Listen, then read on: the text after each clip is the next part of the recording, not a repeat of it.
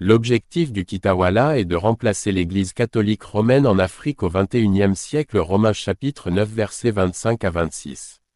L'objectif du Kitawala est de remplacer l'Église catholique romaine en Afrique au XXIe siècle. Romains chapitre 9 versets 25 à 26. Selon qu'il le dit dans Osée, « J'appellerai mon peuple celui qui n'était pas mon peuple, et bien-aimé celle qui n'était pas la bien-aimée, et là où on leur disait, vous n'êtes pas mon peuple. Ils seront appelés fils du Dieu vivant. » La victoire du Kitawala grâce aux écritures de la librairie Pauline de Concile Vatican II.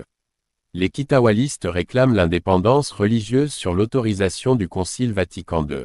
Comme preuve les écritures présentes. Luc chapitre 12 versets 2 à 3, « Il n'y a rien de caché qui ne doive être découvert, ni de secret qui ne doive être connu. C'est pourquoi tout ce que vous aurez dit dans les ténèbres sera entendu dans la lumière, et ce que vous aurez dit à l'oreille dans les chambres sera prêché sur les toits. » Les Écritures. Notre salut. Apocalypse chapitre 1 verset 3. Heureux celui qui lit et ceux qui entendent les paroles de la prophétie, et qui gardent les choses qui y sont écrites. Car le temps est proche.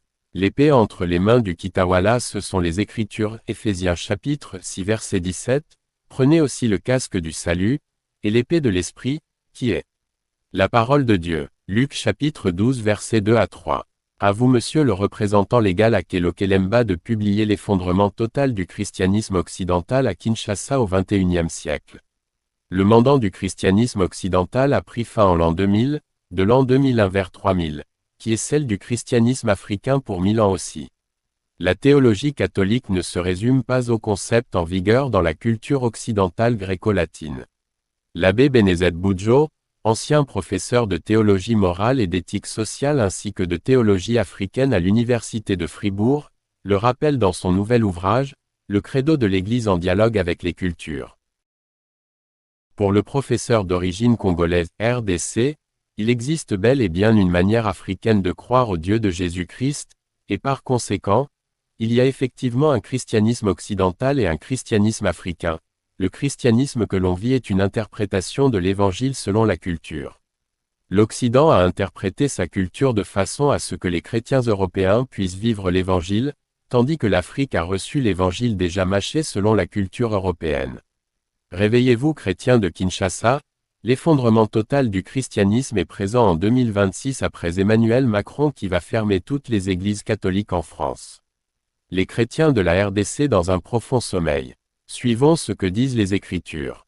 L'héritage colonial. Il faut se rappeler, insiste-t-il, que les missionnaires étrangers travaillaient la main dans la main avec les puissances coloniales et que l'Évangile lui-même fut proclamé dans ce contexte imbibé de préjugés. Le pape Paul VI fut le premier pape à visiter l'Afrique, et lors de son célèbre discours à Kampala, en Ouganda, en conclusion du symposium des évêques d'Afrique, il lançait le 31 juillet 1969, « Africains, vous êtes désormais vos propres missionnaires. » Et d'insister, vous pouvez et vous devez avoir un christianisme africain. Un appui bienvenu pour tous ceux qui, comme le professeur Benezet Boudjo, militent pour que la théologie catholique ne se résume pas aux concepts en vigueur dans la culture occidentale gréco-latine. Le christianisme que l'on vit est une interprétation de l'Évangile selon la culture, et le pape Paul VI, au Concile Vatican II, s'était déjà montré sensible à la problématique du dialogue avec les cultures, voir par exemple l'encyclique « Ecclesiam Suam », rappelle l'abbé Benezet Boudjo, ancien professeur ordinaire de théologie à l'université de Fribourg. Spécialiste reconnu de la théologie africaine, expert invité par Benoît XVI à Rome au synode sur l'Eucharistie en 2005 et au synode sur l'Afrique en 2009, le professeur Boudjo continue son travail d'explication de la foi chrétienne du point de vue de la culture de l'Afrique noire. Car pour lui, la politique coloniale et la période missionnaire n'ont pas pris suffisamment en compte l'importance de la culture africaine. Les Africains ont été contraints d'adopter l'interprétation du message évangélique sans aucun recours à leur propre tradition et vision du monde, que l'on a longtemps considérée comme primitive, du point de vue occidental. Les Noirs ont été ainsi forcés d'entrer dans la façon de vivre, d'agir et de penser des Occidentaux. Les Noirs ont été ainsi forcés d'entrer dans la façon de vivre, d'agir et de penser des Occidentaux, sortons du milieu d'eux. Fuyons la religion du colonisateur qui est l'Église catholique romaine au XXIe siècle. Fuyons la religion du colonisateur qui est l'Église catholique romaine au XXIe siècle. À vous Kitawalistes d'éveiller tous les Kinois. Les Kinois, suivez ce que dit Jéhovah le Dieu des armées. Ésaïe chapitre 42 verset 16. Ésaïe chapitre 42 verset 16.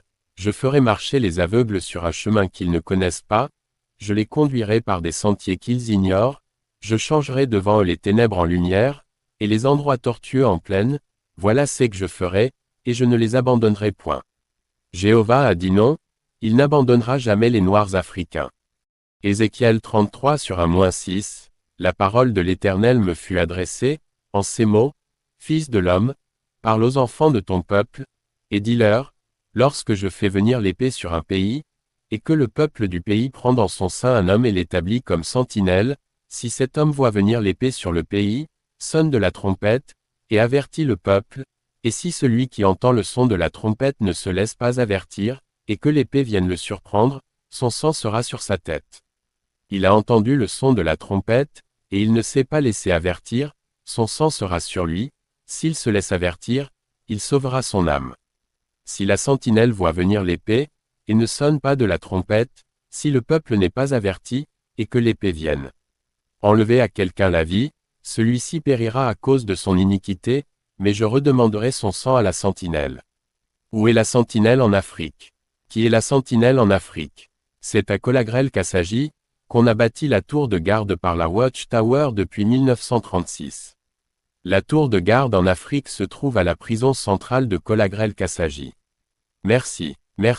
Publié le 15 décembre 2025 par les Kitawalistes du Lualaba à Kassagi. Merci. John Kikwit 1, John Kikwit 2, John Kikwit 3.